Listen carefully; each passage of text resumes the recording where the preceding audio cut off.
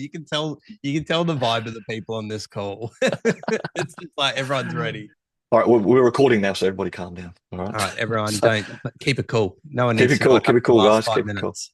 No, that's all good. All right. Well, Jarryd, welcome along, mate. Jarryd from Boulder Digital. How are you, buddy? I'm doing great, mate. I'm doing great. A little less chaotic today, so feeling good. How are you Uh, doing? I'm doing all right, mate. Probably more chaotic.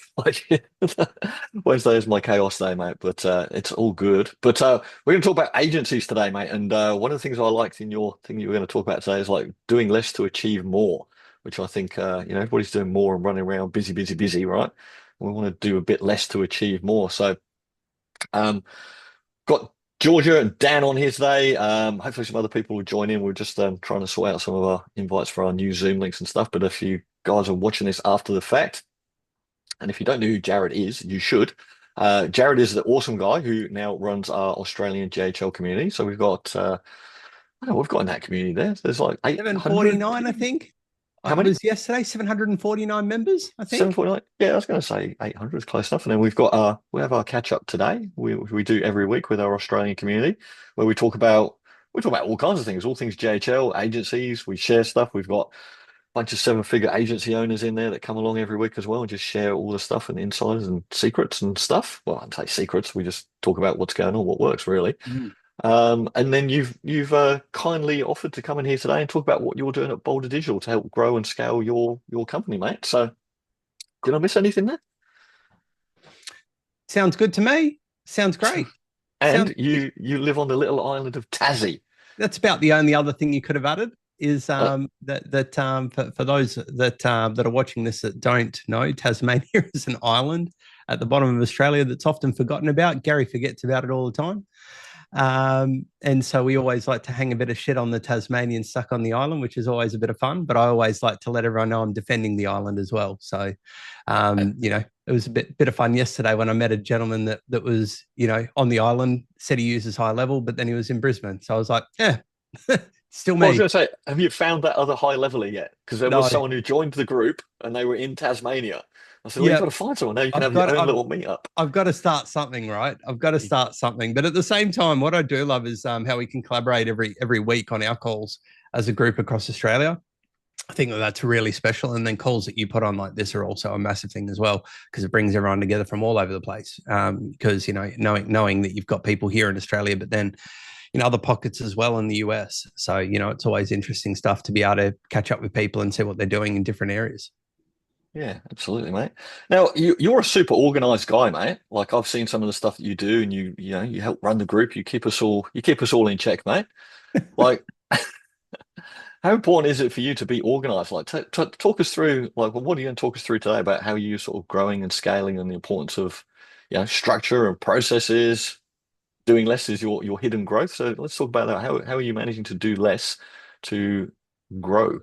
Yeah. So I never thought I was the organized guy. I always thought I was a loud kind of person. And then people are like, wow, you're really organized. I'm like, I am because I'm like, otherwise things are chaotic and I don't like, trying to deliver stuff in chaos. And, one of the biggest things was one of my aha moments was probably when I was starting to work with my business and then getting a VA. And then that VA is RJ, who's my 2IC, who's amazing. And he came into the business and he came in as a very strong appointment setter. And so when he came in as that appointment setter, he had that skill, but then no other skills really behind that as far as what I was, progressively going to do with my business. What was really cool is even when he first did his appointment setting, it was very based on the states. It kind of sucked. Me and RJ joke about this quite a lot. And I remember, at the end of the day, listening to his calls and giving him feedback, but he was always there taking on that feedback.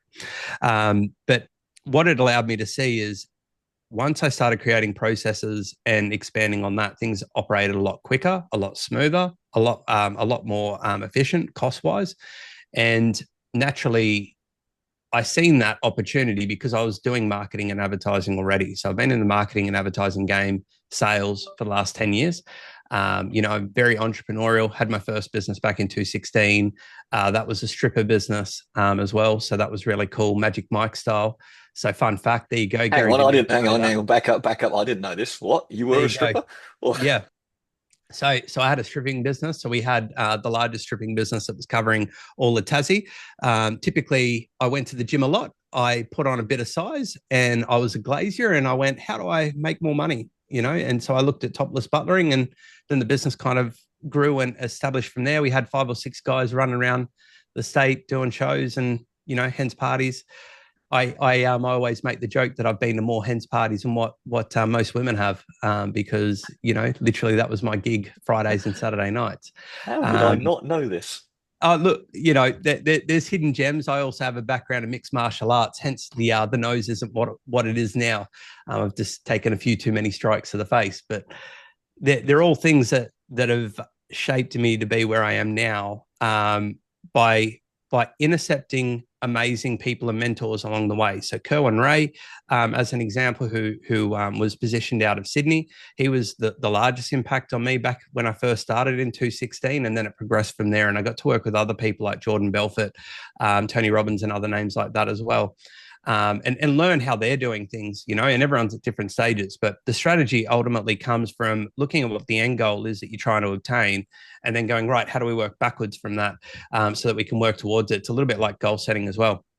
And so I guess when we're looking at being organized, I remember starting my agency with High Level, and I was like, oh, wow, there's so many shiny things within this thing. I'm going to show it to everyone. And I remember just trying to start a conversation and talk about, gosh, I can't remember what they had, about 300 features in High Level, as opposed to the 600 plus that they've got in High Level now. And it's like, it's got this, and it's got this, and it's got this, and it's got this. And I'm like, just working my way down like the sub menu. Their eyes are rolling in the back of their head. And it's like, this is not hitting the mark. Like, this is not working for me at all. And so what I ended up doing was going, right, what are problems that people are facing? And then how do we double down on that problem? Sell Go High Level is still the back end system behind it, but how do we solve a problem first and then go into that? And so what I did is I was already working with Johan and Walt, with White Label Suite. I believe it's AIX Up. I think I pronounce it. Yeah, it's AIX Up. I think it's pronounced Ax Up. I think that's how it's Ax Up. I think. So Ax Up is, I believe, that the new name that they're branding under now. I remember working with them back when they were Comet Suite. So we're talking winding the clock right back there. But ultimately, those guys had developed a tool that was very good at being able to provide data, enrich that data. And I went, cool, now we've got data. What do we do with that data? It's like, well, people want leads. Now they've got leads here. How do we make that a process? So what I did is I fired up a webinar, right? And when I fired up the webinar, the idea behind the webinar was to basically sell the idea, because what I was finding was I was getting a few people to sign up for the leads tool by running ads to it, but I had to jump on the call. Every call was pretty much saying the exact same thing over and over again. And so it was timely and tedious. So we ended up putting together a bit of a flow here, and I'll share this with you so that you guys can see what we're talking about here. Well, if you just share your screen, I'm just gonna disappear off camera for 1 second. It has just started absolutely belting with rain, and I need to go and close 2 windows. I'll be right back. Please, I'll be. Bit of a technical jump in. So guys, going into this, right, is what I did is I developed a process start to finish for our webinar. So we called this our sniper method workshop. So we didn't call it anything. We gave it a name because it creates intrigue with how you're doing that.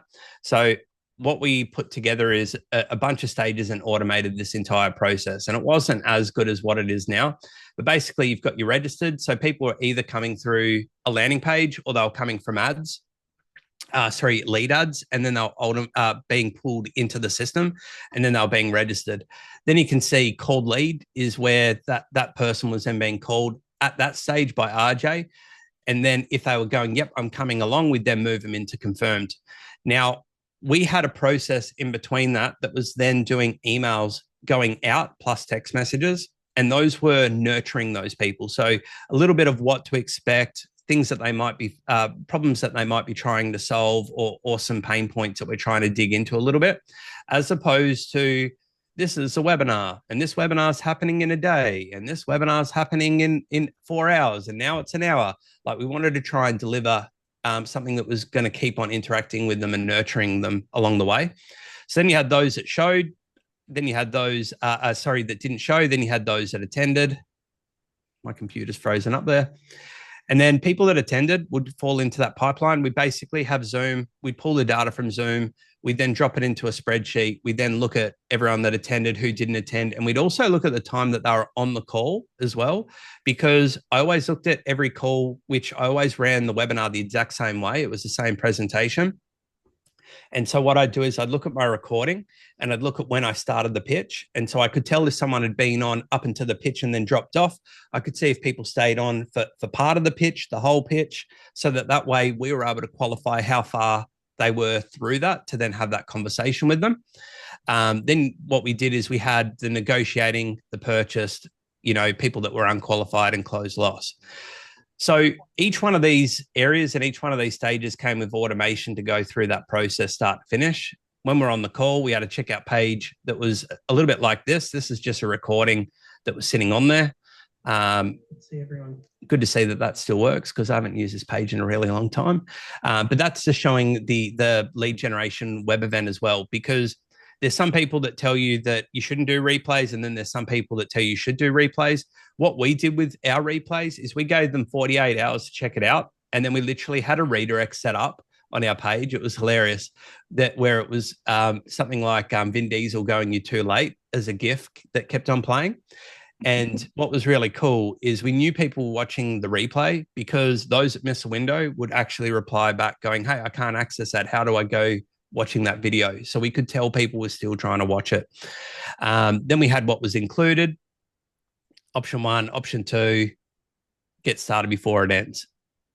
Now, coming back to you guys, here's what's cool about this is we had 26 people sign up in just under or just over 2 months, which was quite cool, but it was very chaotic, because what we realized then is we also didn't have a system for onboarding people for that tool specifically. We kind of just went, let's get this going. And so what we ended up having to do then was develop a system for the onboarding process. Okay. Now, I like putting stuff out there good enough so that you can test it and actually make sure it's something that people want, which I'll go into with the next campaign that I go to talk about. But I don't try to show shine the finish of this and put heaps of time into it if it's not going to fly. So 2 issues that we found. 1, retention was okay, but people weren't using it. And then 2, we didn't have the process of making sure we could get someone up and running quickly. So what we ended up doing is that the next couple of weeks, we ended up putting together a landing page that was full of custom values, so that we could then load that as a snapshot into their account and get that up and running really quickly. But then the other thing that we noticed is that we had a video part on there as well that we're trying to get people to do. Now, I don't know anyone that works with people trying to get video, but trying to get a video from someone is basically like asking them to, bleed to death, a slow death. Give you your firstborn or something like that. Yeah. Correct. Like any information from a client is a blocker. Anything. Yeah, exactly. Anything. And then asking for a video is even worse if they don't touch video. No. So what we ended up doing was going, great, this is working, but we've got like 75% of people that still are like, oh yeah, I can give you all that. And the video, this could take me a little bit of time. It's like, we're on the Zoom right now. Let's record it. I'm not quite ready. People don't like to talk on video, do they? Yeah. And so you're trying to lower that resistance as much as you can. And even being there, you're like, look, this is all you need to do. It needs to be 45 seconds. It doesn't need to be showroom finish. It needs to be authentic. We just let's bust it out now. Oh, just give me some time. And I know that we waited months for that video sometimes, right, with some of these people that signed up. But what we ended up doing is we then ended up testing that and realizing that that was another barrier.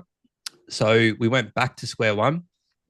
We then created a new campaign, which was then 5 emails over a 2-week period. And then that way we didn't have to collect anything other than their information and what it is that they wanted to offer with the leads that they'd sourced from the tool, right? So then leads came in. We had a membership area that showed them how to use it. We then had our back-end system, which had training to do that. And then away it went. What was really cool with that is then once we put those systems in place, that increased our retention massively, right? By putting that there.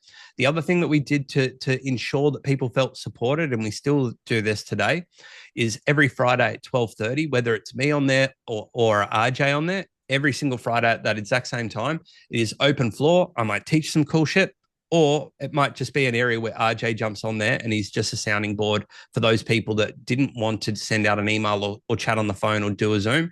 They just wanted to wait to that call on the Friday to go through it. So that's basically one area of a campaign, and putting out a strategy start to finish of putting it together. I guess is there any questions that come up around that one so far?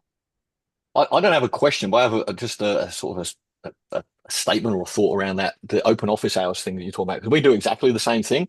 We've talked with Stephen Tan on here before, another Aussie now living in England on his yacht, On his yacht? Smoking Cuban cigars. And that was a big thing for him that helped him grow his agency, was having the open. I think he did it daily, actually. I think he actually did daily ones where people could come in and building that human connection. We talk about all these processes, automation, all that stuff is amazing, but that human connection is a massively important part of like building that trust, rapport, and engagement with your clients. So that's a really good thing, that if anyone's not doing that, and not having regular catch-ups with their clients, or at least offering like these group open office hours where people can come in, then I really think that that's a really important thing that everybody should be doing. Like we do it. Pretty much everyone I know who's doing a really good job of things, such as yourself, is doing that to build that rapport and that connection with their clients.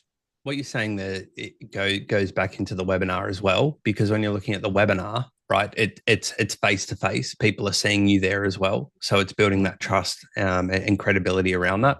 The thing that I see in a lot of agencies that I kind of get a bit of a gripe with, and I can appreciate why they do it. People don't like putting themselves as the face of the business, but they make it very, very boring, right? They just have like a business, they have a logo, they have all these like graphics that kind of get sprayed throughout the website talking about what they do, but it's not personable. It's not something that people can generally feel like they're connecting to. Yeah. And I've just been at an expo for the last couple of days, and like I've said to everyone, because they're like, "Oh, is AI going to replace everything?" I'm like, "Well, AI is here to complement everything that you're doing, so you can have better connections with people." I promise you right now, if I was a robot, you would have spoke to me for like a minute, 2 minutes, and went, "Wow, that was really cool," and then walked on and carried on with life, right? Whereas some of these people were talking for 15, 20 minutes at a time, sitting at that table. That's what that's what humans are. They're collaborate. They're people that like to. People are generally collaborative. They want to be able to connect. They want to feel seen. They want to be heard. And so I try to make sure that anything that we're doing is still delivering that, whether it's a webinar or even a sales page that then has videos of humans in it, or me being someone that's speaking in it. So it's trying to deliver on those. Yeah, being relatable. Like Dan, who's on here, sitting there with all his weights behind him, being strong. See, I know Dan, and I know that Dan plays pickleball on a Monday morning with his That's wife right. Amy. All right, so he's like nice and relatable to his clients. Like, Yep. he's got all this cool stuff he's going to teach and train, but it's like, hey, I'm a human too, and this is how I run things, and this is my wife, and this is what's important to me. And people relate to that, and then they go, "But that's cool. I like that person." Some people don't, and that's cool too, because you want to find the people that want to work with you, and That's they relate right. to you, and not everybody will. Not everybody's going to relate to Jarryd. Not everybody's going to relate to you and your skateboard in the background and your little dog, but that's cool too. But you'll find the right people that want to work with you, and they'll stay with you for a long time. And they're the people that you want to be working with. Is I can appreciate when people are scrambling at the start. I call it dirty sales, because you're scrambling just to try and make ends meet, and you become a bit of the yes person as well. Like, yes, I can do this. Yes, I can do that. And then all of a sudden you've said yes to all these things. And then your next problem is, well, shit, how do I now commit to all these things I've said that I can do? I can only like do half of these. And Yeah. some of them might be lucky and then know amazing people in different areas that can help them with those things. Or it's the opposite, and they're like, I'm going to burn a slow death here because I actually don't know how to fulfill these things, and then they tarnish their name. And credibility is a big thing for me, because in Tasmania, like where I live, there's 90,000 people, and so everyone knows everyone. It takes a long time to build credibility. It takes seconds to knock it down here, and so I find that my approach with that works really well everywhere else, because it's that really kind of humble, kind of closeness approach, as opposed to some of these bigger enterprise approaches that come through with it.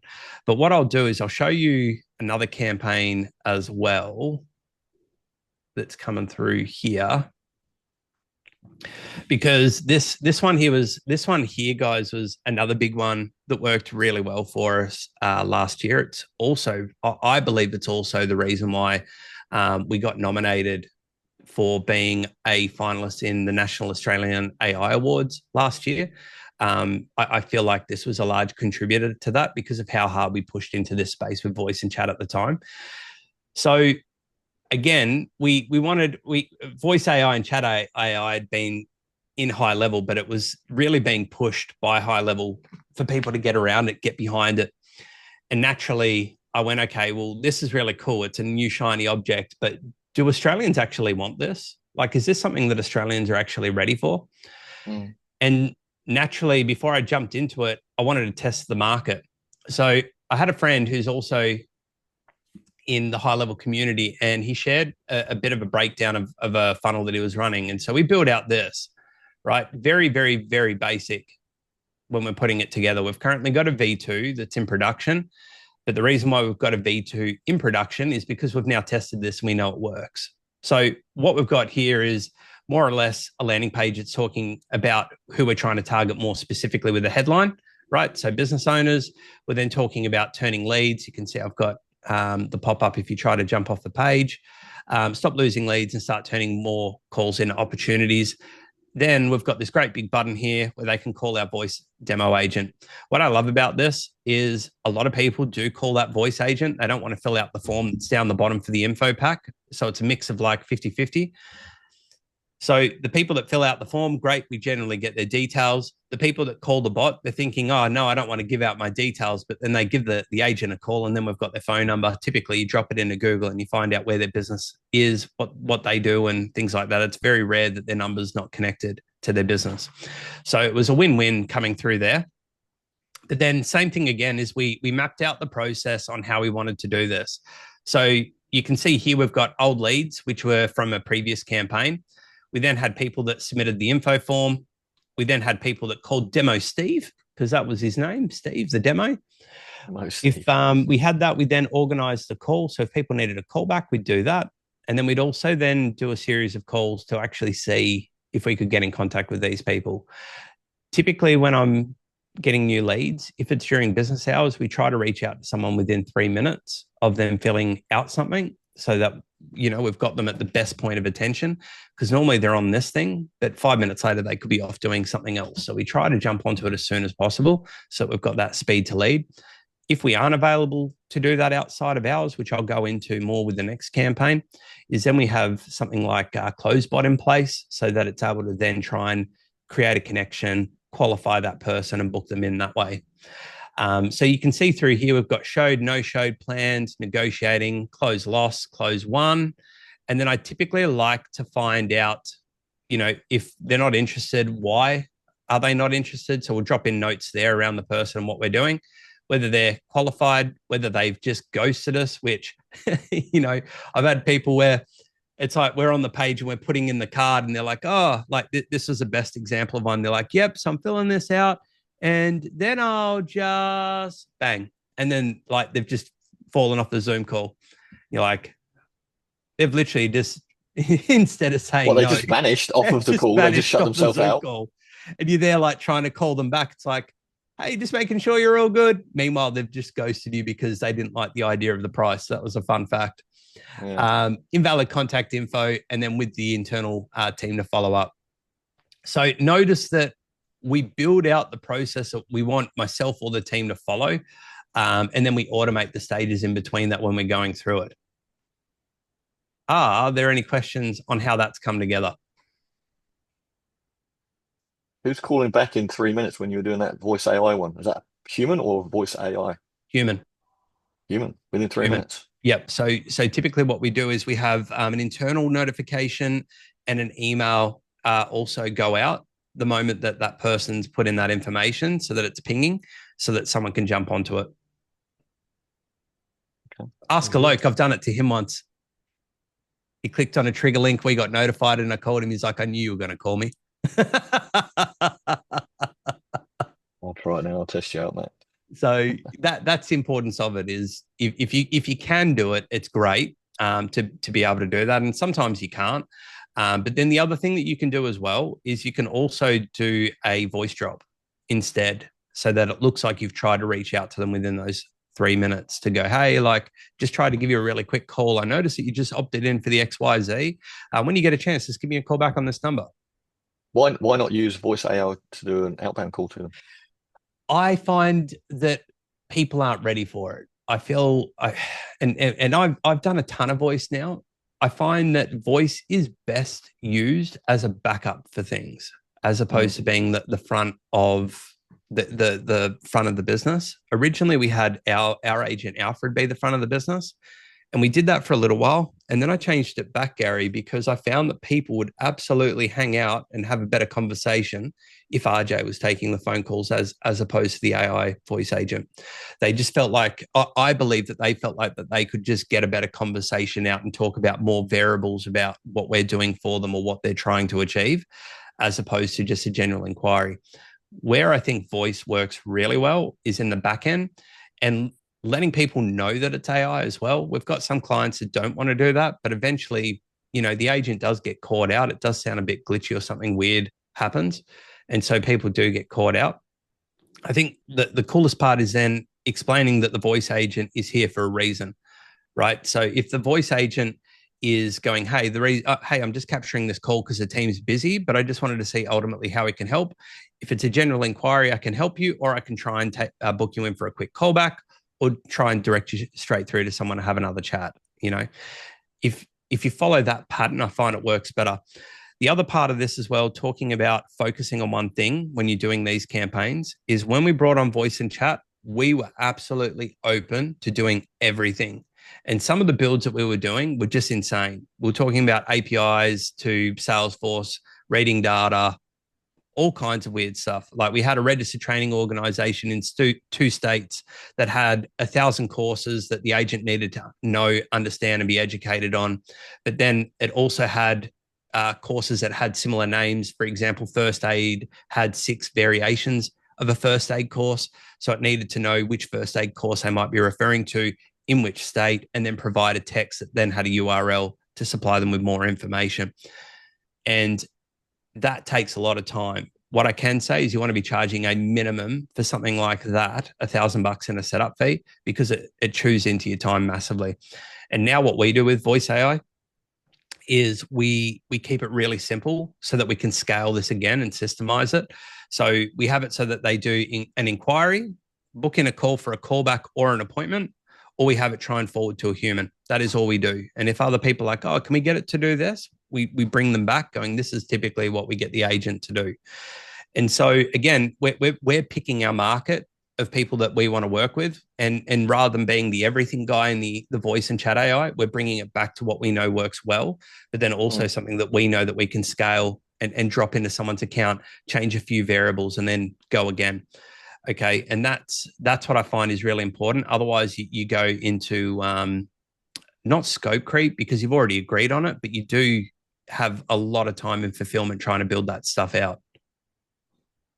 Yeah, I wanted to ask, there's two points that I wanted to raise over what you were saying about like the minimum charge, like a minimum $1,000. Even that doesn't sound like a lot if you're talking about like that RTO, for example. Like that's not a lot for setting up a big thing like that. And then also letting clients know that this is like version one, essentially. Whatever you've built out is like version one. It's going to need some iterations and making sure they understand that, and that's part of your service fees ongoing. So that's two questions there, but basically, like, how do you charge for that upfront? Like, what do you base that on? And then how do you get that explanation across to clients to make sure they do understand that, hey, this is version one, and we're going to be iterating it as it's an ongoing process, right? It's iterative. So it's my 2 points in there. They're great points. We set an expectation, Yeah. and it's a 50-50 split of people that see that expectation, and then the other 50% still have their expectation. Yeah. Even though you set the expectation, you go, this is what the agent will do, and you have it in writing what the agent will do. They're still, and I'm not even exaggerating that. There is still at least 50% of them that have this expectation that it should be doing more.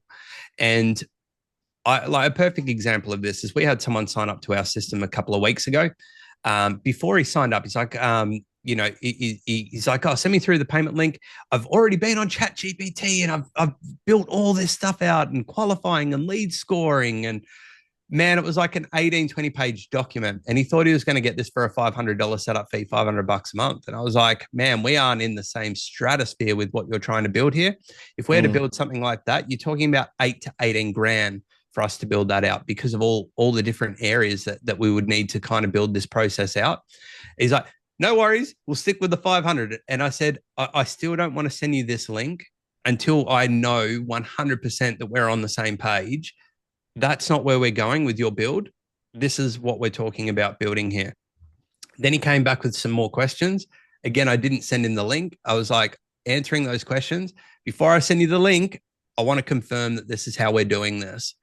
Because that to me, I've had it happen before, and I'm sure a lot of people in this space have, but it's instant scope creep where you get someone on board and they're like, great, now what about this? And then what about this? And what about this? And all of a sudden you've gone, hey, we quoted 2 grand for this and we've done about 6 grand worth of work. We've completely lost out at this point, and sometimes those people aren't even appreciative of the extra work that you've put in there, and they know that they've absolutely scope creeped it. So I think there's being nice, but there's also being firm, and there's definitely a way of doing that, but definitely setting the expectations as best that you can. Still, it misses a mark, but Dan's hand up. Dan, hand up. Old school That hand was up. old school hand up. Didn't even use the hand up button on the Zoom, mate. Let's go, Dan. How do you overcome that? Like, we don't usually get it now because we've learned the hard way, but we still have one person who, at this point, I said this to you when I spoke to you last week, Jarryd. It's like getting to the point where you just want to go, here's your money back. Like, you are just taking up every ounce of my energy and absolutely like killing me, basically, and it's usually the person who's a friend who you've done it for, you've kind of done them a favorable price.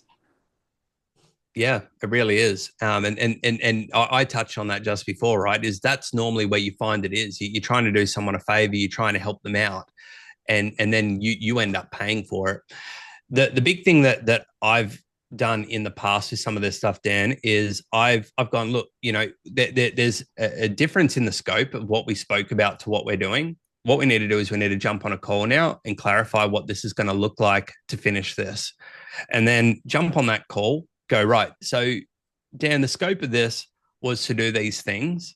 In the meantime, we've also now done additionally these points here. Moving forward, we've got a couple of options, and you can choose how you want those options to be, man. But you can basically go, the option is that we kind of cut ties and leave it as it is. The other option is that we look at tidying this up and doing what these elements are that you want it to do, but knowing that they're going to come at a cost of X for you to do that. Or the third option is you tell me the last couple of things that you want and it comes at a cost to me, right? So it's just trying to set that out and set those boundaries. Then once you've got those boundaries in place, email, hey, so we've spoken about this. I'd even record that call as well, Dan. Like that bloke I was talking about, he was like, you never mentioned a $500 setup fee. And then I jumped straight into my fixer. I'm like, did I mention a price on this call? It's like, no, you didn't. But on this call last week with him, you did. And here's everything here. And so I could literally copy and paste the dot points in the recording and the timestamp and go, here's everything that we spoke about.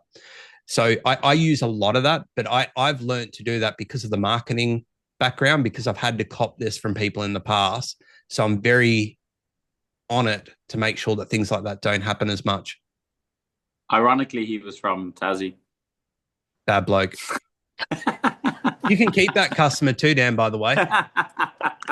No, I think I'll send them your way. Oh, brilliant.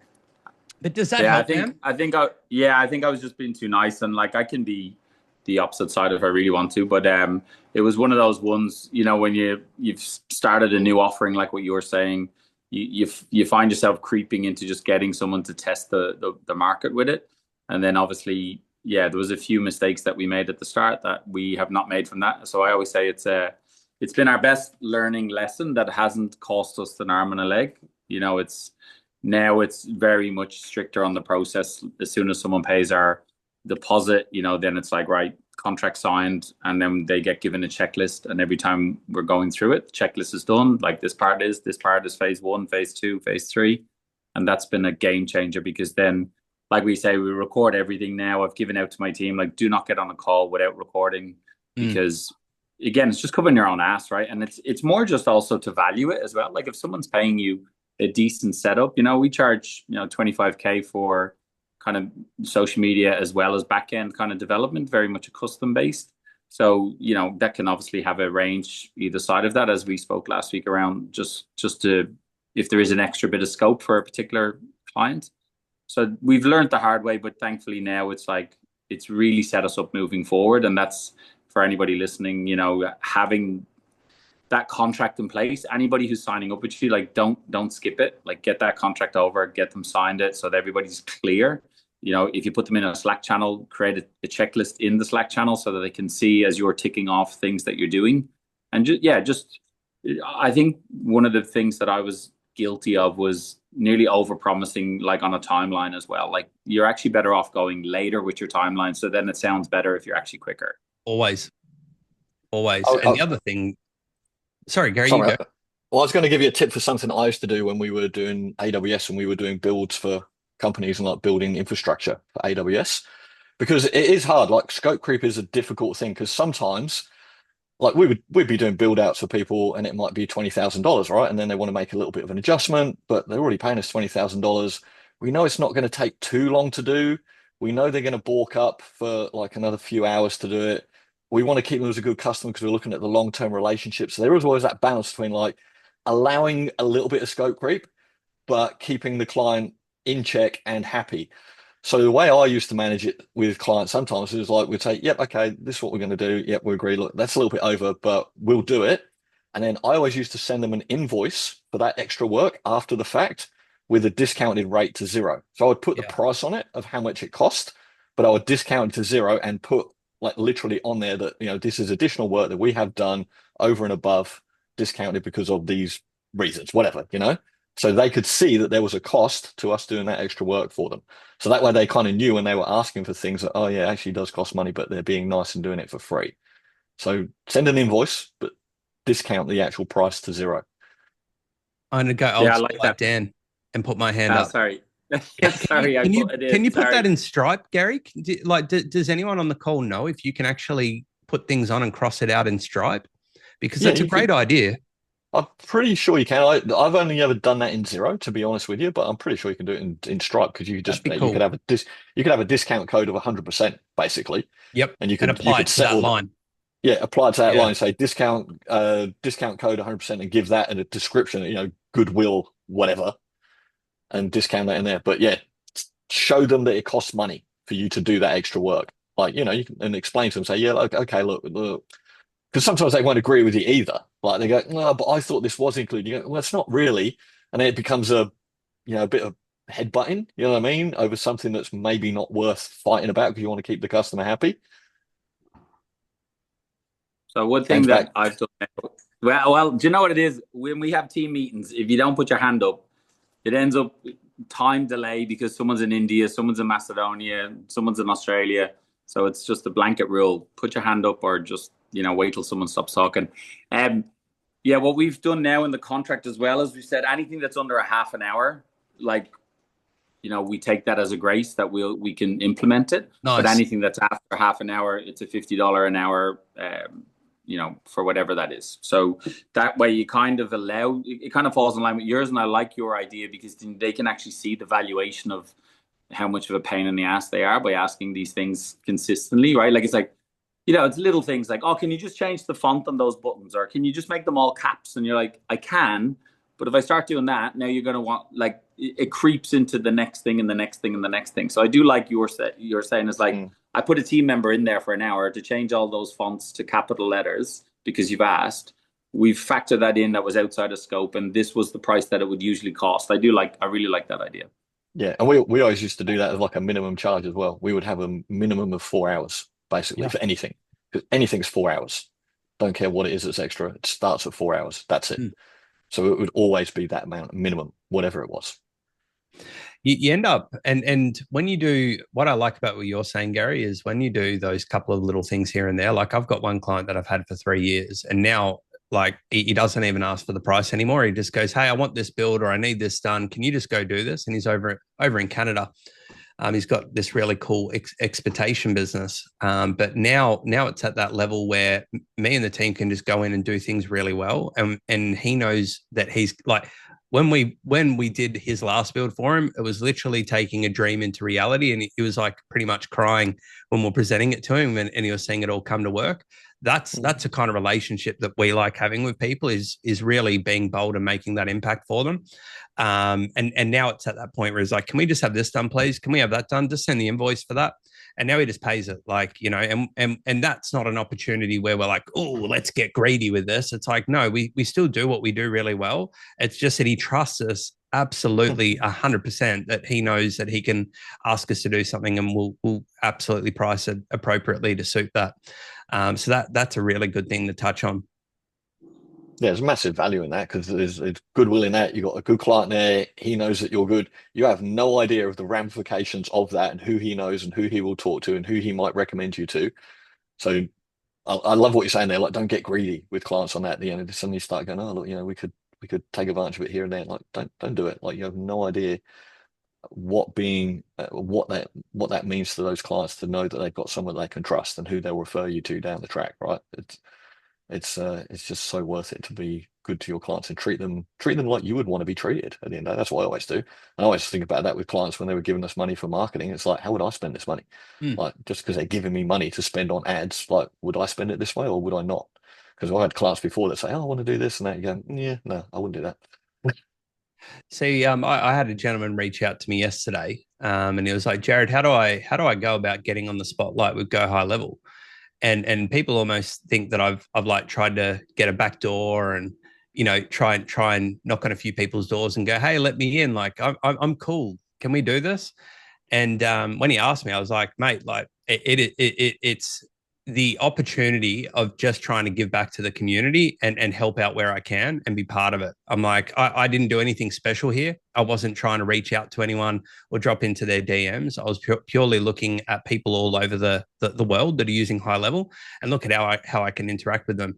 And one of the people that trusted me the most right at the start was Johan, because Johan had a lot of contacts that he knew, of course. And so he referred someone to us, and we absolutely made sure we over delivered on that. That one had scope creep. That's a fun story. But now Johan knows that anything that he refers to us, we will absolutely take care of it. It's so different to people that are in the community that people know of as well. So we've built this reputation by just trying to be honest and upfront and do a good job at what we do, but then not over deliver on things that we can't do, again, because it becomes part of that scope creep where you're then trying to do stuff. I had a lady from our Australian Go High Level community group. She's like, Jarryd, I thought of you. This person needs an audit in their account to find out where some problems are. I don't do that stuff. I don't want to do that stuff. Can you do it? And I said, yes, we can do it. So we jumped in there and did that and delivered it. It was brilliant, 20-page documentation and very, very cost effective. They're like, great, can you help us fix that problem now? And it involved APIs and a few other bits and pieces and custom objects. And I was like, we're not your people. Like, I can refer you to some other people to look at that. And I know some people that are, like, I've already put the feelers out, and I know a couple of people that could talk to you about this, but that's not something we want to do because it takes us away from what we do well. But there's power in that, because I never, once upon a time, I never was like that. I was like, yeah, we'll do that. Absolutely. You know, because you're the yes person when you're first trying to get off the ground and get things happening. There's a lot of power in being able to say no to stuff just because you know your values of what you do well and being able to stick to it.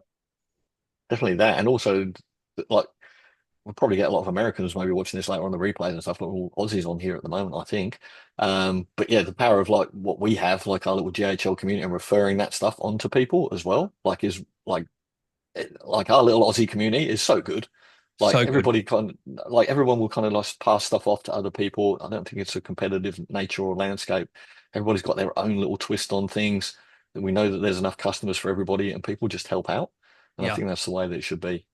But again, Gary, it's because people are sticking with what they know well. They're not trying to be the everything person. So that's the thing. You notice that those people do their thing really well. If someone's talking about a dealership or something like that, I'm putting it straight through to Dooley and going, mate, you need to connect with this guy. So the expectation business that I'm talking about, I connected with Dooley because I actually went, you guys should have a chat. I think there's synergy there, that you could be doing some cool stuff together. And that's what I'm focusing on more, is how you collaborate with other people, other brands, leverage off their strengths, leverage off your own strengths to help them with them as well. The bloke I met yesterday in Brisbane, he works in high level, but the core of his stuff's running ads. So we spoke about then doing a joint venture in the back end of that. So, but again, doing the things that we do well, not trying to do stuff that's out of scope. I've got one more campaign I'd love to show you guys. This is one of the most recent ones, as opposed to the one that I'm running at the moment with an expo that we're doing. But would you guys like to see how we've gone with doing that one? Yeah, let's go, man. So sure. I guess to give you a bit of backstory, before we even built a landing page or anything like that, we had this new product that we're using for ourselves, which was helping us with our Google Business Profile optimization. And we were getting really good results.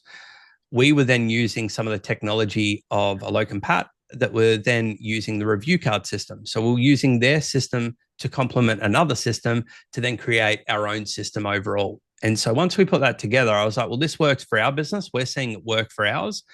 I feel comfortable knowing that that's working there, but we should probably look at trying to get this in front of someone who we know as a client that we can test it with. So we had a skip-in business, and they bought that business from their uncle. The bloke had no website. He had no online presence because he was very old school with the way that he done stuff. So once we put the tech in 14 days, we basically optimized his Google Business Profile, and he went from 20 plus in the local area in 1, 2s, and 3s, right, in 14 days. This happened, literally when the week that we're in Saspreneur last year. So it was a really awesome thing to read the report as I was heading up there. That then built the confidence to then go, right, we've got something here that people could utilize in a local business, in local service space. So that's when we started building out everything around that. But notice that I try to get runs on the board with things first to actually make sure that it's something that people need, something that people want, and then going from there. So this is basically our Google Business Profile optimization landing page that we've got. So we've got it coming through here, talking about where people are bleeding out money, talking about hope marketing, where people are offering SEO and then promising that they'll show up in 6 months. And then typically, like most businesses, they don't. Then there's a video of me. So again, I like to personalize things to what Gary was saying before. I like to try and have some form of human in what we're doing with stuff. So this is a video walkthrough of me taking that business and showing where you can see where we started working with him and taking him through that process. And then we go down, breaking this down into more things. So we do their posts, their replies, their optimization. So we're building that out. We're selling what the tool is doing, but then showing the end result. And the end result is what most people care about. And that's where you've gone from not even a mention to then lighting up the place, which is really good, right? All our 90,000 people that live here where I am. But that was then where we put that together. We started running ads to it. We then had an audit that people could then opt in for as well. So you can see that there. As part of the audit, what would happen after that, again, under that 3-minute mark that I spoke about, is we would then have our agent, CloseBot, is what we like to use for anything that's lead related. When it comes to landing pages, we just find that CloseBot works better when you're setting up the objectives and the retries, that it just delivers better overall experience. And we find that it actually books more appointments. So this was our aha moment when we were doing this, where we, like I said, we try to call people within 3 minutes, and we would have a lot of people not answer the phone. And so what we found is when we implemented CloseBot into the texting side of this, we actually seen that most of our appointments were actually being booked by the agent via text message than what they were from a human trying to pick up the phone and call them, because more and more people aren't answering the phone now. It's whether you're doing outbound or a human, it's just becoming less and less. And then there's people like my wife that will happily talk to something for 15 minutes instead of picking up the phone and sorting it out in a minute, which is totally okay.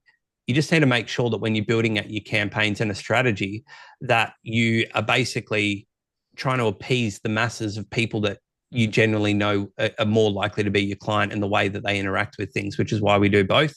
You can see the same thing here: contacted 1, 2, 3, 4 callbacks, whether they weren't reachable or not, booked appointments, showed appointments, no shows. Again, we measure every step along here: proposals, negotiated, close won, close lost, right, coming through there. So we map out every campaign when we're running it. And then when we turn on the ads, we basically look through the overall strategy. And if we see any chinks in the chain along the way, that's where we then stop, look at how we can make that process smoother, and then go again.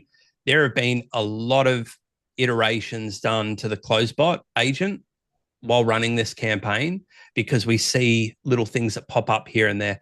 For example, there was one point where we were running CloseBot and we hadn't set up the retries on one of the questions, and this person refused to answer it, and it just kept going, asking the same question in about 20 different ways, trying to get this person to answer. And I think it was something so innocent, like, how many reviews do you have? And really, it doesn't matter to us how many reviews you have. It's just qualifying that person and making them feel like that they're being heard along that journey. But the part that was good was CloseBot makes it feel very personable via text message. This is why, Gary, I mentioned that I like text over voice, which if you asked me about chatbots 3 years ago, I'd be like, oh, yuck, Gary, not a chance, Whereas I'm that guy now that loves chatbots, because when they're done really well, people are like, oh, I'm texting someone. This actually feels personable. And then you just watch the conversation. Now, that campaign, I had no strategy in place. I just put it out too quickly. And I love telling this story because it tells everyone how you can lose money by not putting in something well enough, right? So notice that I test things, but you've got to test things well enough to make sure that you're doing them the best way. I had this boring ass landing page, a logo at the top, that video that you could see, I had that or something similar to it. That was it. I spent $2,000 in 1 week and I got that many sales out of it. Absolute donuts. So I lost $2,000 in that week purely because the process wasn't in place to make that process work smoothly. Does that make sense? Because you can have the best ad to get someone to take action at the front, but then if you don't actually systemize the back end of this, you are leaving so much money on the table. And this is businesses that we see everywhere. And this is a gap that I see in working with your big box retailers and then your little hospo businesses being purely only in advertising. When doing that, that was the common fault I'd see, is people just hear marketers and they go, put more money in, put more money in. You want more leads? Put more money in. But it's absolutely a leaky bucket if they don't have the system in place. So notice that everything that we've spoken about up until this point is I've hyper-focused on a campaign at a time when I'm doing this. I'm not trying to run all 3 of these campaigns at one time. We wouldn't have the manpower to do that effectively. So we focus on those couple of things one at a time and just make sure that we're doing them really well, tweak them, and then try and maximize them. Once we find that that campaign's running as it needs to, that's then where we turn up the budget and then go full noise with it. That's it, mate. Yeah, you definitely got it. And that's a great thing you can do with a lot of clients as well. It's like they're spending money on ads and they're just leaking money through. I know a lot of people specialize on that. They just go, okay, what are you doing with these leads when they come in? How are you following up with them? How are you recording them? Like putting a system in place, because so many businesses don't do that just to start with. Correct. Can I show you one quick thing that we've been doing for the expo, because it touches on that? Yeah, sure, man. Let me just drop this in here, because this is what we've been building since January, because we don't typically offer SaaS, but we've decided that we want to experiment in that space. Normally what we do is we just go, people need a hand handling phone calls, people need a hand dealing with inquiries, people need a hand with visibility in Google. So we aim to niche around the problem that we're solving, as opposed to, niching into an industry. So what we did is we built the engine system. So helping with the ings of business is typically what we're talking about. We then had this amazing looking bloke with a good, like a better and a best option. And so we've designed our whole system around the bib system or the big system, but basically just swapping out the word engine and calling it an engine system, which I know creates curiosity from a marketing standpoint. So when we're talking about the webinar that we're about to start doing, this is what we're going to be promoting, is the engine system. What we've done, Gary, is what you were suggesting is a good play as well, is we've now designed our pipelines, our automations, our agents and we're including all of this for that investment. So some of this is as low as $197 a month, right? So it's extremely cost effective. But we knew that if we could build out a system that not only does the core things that we've been doing for the last couple of years, but then also manages that entire process. Now we've got a system start to finish. We've got our own developed IP. Now anyone can come in and start actually getting to work and using the stuff. Okay. So you haven't launched this one yet, no? This is launched on Monday. Okay. Launched on Monday. Interesting to see how you go, because this goes with a lot of tech in there, which if you listen to there's different schools of thought on it, right? So some people will be looking for that, go, oh, no, I need this stuff. Other people will just be like, yeah, you shouldn't have all that information there because people don't care about the tech. What they want to know is, yeah, what we're going to do is get you more leads, more booked appointments, whatever it might be. Correct. I'll be interested to get your feedback after that's been running for a while, mate, and see how that goes, giving that kind of information away. I think the idea with what we're going to do is we're definitely not going to show them a big dirty list on all the different things, but actually talk about breaking it down. So if you're familiar with the stack at the end of webinar calls, dropping in, you've got this appointment setting system, you've got this database reactivation system, you've got this 12-month newsletter system, so that it's then selling on those things. Because now what we've done is we've got people that are either new to running ads or typically running ads, where they're now able to bring leads in and then run through that process. For example, if a new lead comes in, it goes into the new lead inquiry stage. If they don't do anything with it for a day, they then get an internal notification and an email giving them a bump to go, hey, contact details here. You need to follow up with this person. Because what we're finding is even when we've been helping people in this space and they're getting new leads, they're still not doing it. You know, even if we've got chatbots or voice agents there. So it's trying to really hold their hand and put some of these systems in place to try and make that outcome a bit better for them. A lot of education of clients, mate. Weekly Friday calls. Weekly Friday calls, man. Weekly Friday calls. That's me, man. That's everything. That's awesome, mate. Has anyone got any questions for Jarryd while we've got him here? Well, we've gone a little bit over time there, but we found out some information about Jarryd that we never knew before about his past life as a stripper, which was always interesting. People like, we have questions, but it's about that. Yeah, maybe we should take that offline, mate. I don't know. Oh, sweet. No one's got questions, which means I've covered everything well, I think. I think so, mate. Well, look, thank you, mate. Thank you so much for coming in. I will see you later anyway. We have our weekly catch up for the Aussie group today, so we can reconvene on there with everyone. I'll tell them how amazing you are. And, mate, thanks for coming in. Thank you. Appreciate your time today, mate. And if anyone wants to check you out, we'll make sure there's some links to connect with Jarryd below with this video. Go and have a chat to Jarryd, friend him on the Faces, follow what he's doing. He's doing some good stuff with Boulder Digital. Appreciate it, guys. All right. Well, I'll see you on Wednesday, mate, at 1 o'clock in about 2 hours. 2 hours. Awesome. Thank you, mate. All right. Bye, guys. Cheers, mate. Bye.